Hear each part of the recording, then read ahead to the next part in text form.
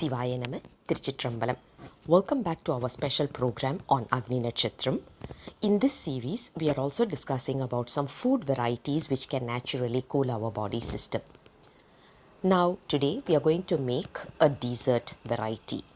For this particular dessert or salad variety rather, all we need is 1 cup yogurt, a little bit of blueberry and a little bit of pomegranate seeds.